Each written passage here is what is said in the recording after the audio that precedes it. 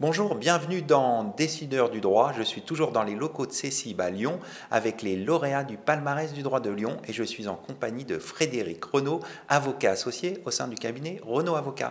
Frédéric Renaud, bonjour. Bonjour. Alors, vous êtes lauréat du palmarès du droit de Lyon. Vous avez obtenu l'or en droit social et le bronze en contentieux.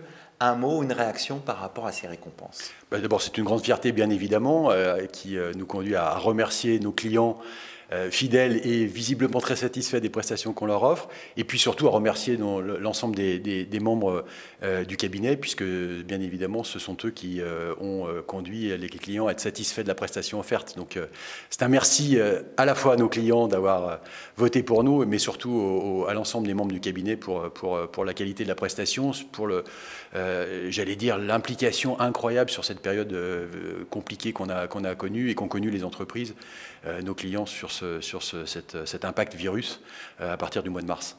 Alors vous venez d'évoquer la période compliquée de 2020. Comment l'avez-vous vécu au sein du cabinet? Alors, il a fallu s'adapter bien évidemment sur quelque chose de complètement nouveau et puis surtout s'adapter à une demande immédiate, soudaine et parfois en gros niveau de stress de nos clients qui devaient eux-mêmes organiser leurs équipes à l'extérieur de leur structure, qui devaient s'adapter avec les CSE sur la modalité d'organisation, avec bien évidemment des évolutions qui se faisaient dans la nuit, des dispositions gouvernementales.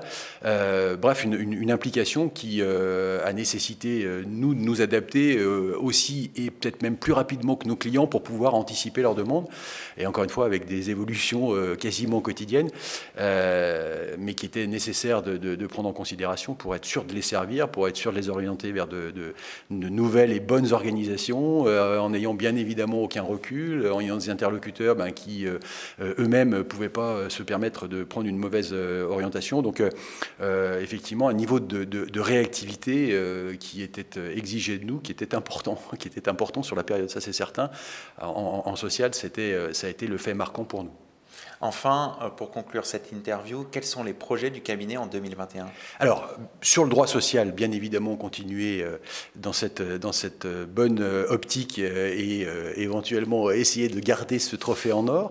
Et puis, sur le département contentieux, là encore, assurer la continuité de notre développement avec le cabinet Lexicube, puisqu'on a constitué un cabinet avec le droit social, donc Lexicube Social, et puis en intégration du cabinet Lexicube Corporate, qui est le cabinet de Guillaume Robert, Thibaut Récom et Sylvain Bouzige, qui sont les trois associés qui font donc du droit des sociétés, et avec l'intégration au 1er janvier dernier, donc on va être bientôt soufflé la première année, du département Lexicube Fiscal, avec l'arrivée de Jean-Luc Dury et de ses équipes, donc un fiscaliste de très grande qualité qui nous a rejoint et qui donc nous permet d'avoir cette activité composée de 4 constituantes fortes. Un beau développement. Voilà, c'est ça, le droit social, le corporate, le fiscal et puis le contentieux d'affaires.